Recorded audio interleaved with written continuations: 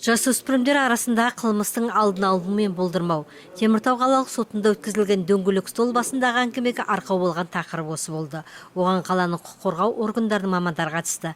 Шараны ұйымдастырушы қалалық соттың судьясы Ерубай Дусалиев жасөспірімдердің бос жүрмей, уақыттарын пайдалы шараларға арнауы қылмыстың алдын алуға мүмкіндік беретіндігін айтты. Мұны ересектер, ата-аналар үнемі бақылауда ұстау керек.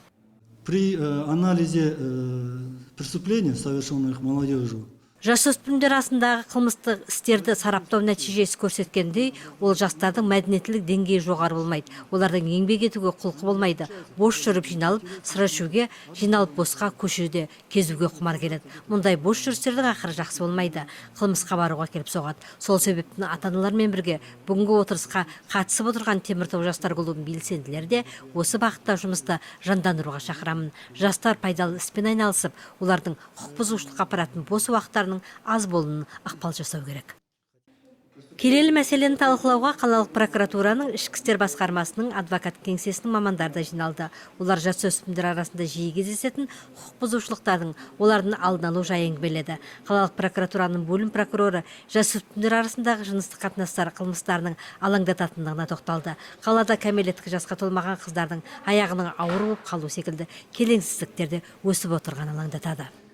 Особую тревогу у нас, конечно, вызывает это преступления против половой неприкосновенности в отношении совершеннолетних, рост которых в нашем городе за первый квартал этого года зафиксирован. Тут необходимо отметить, что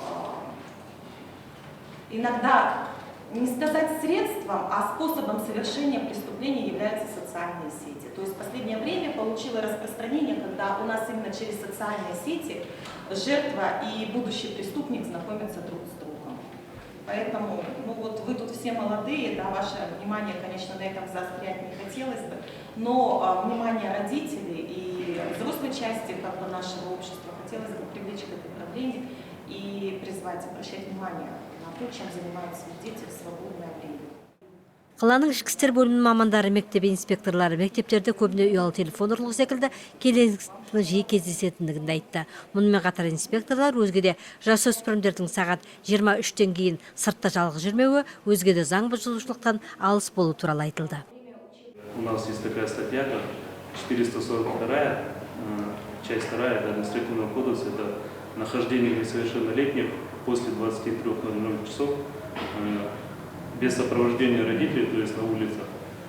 Где таких детей мы, если выявляем, то доставляем или в Старогородскую, или в Восточный отдел полиции, где уже составляется административный протокол. По первой части идет предупреждение.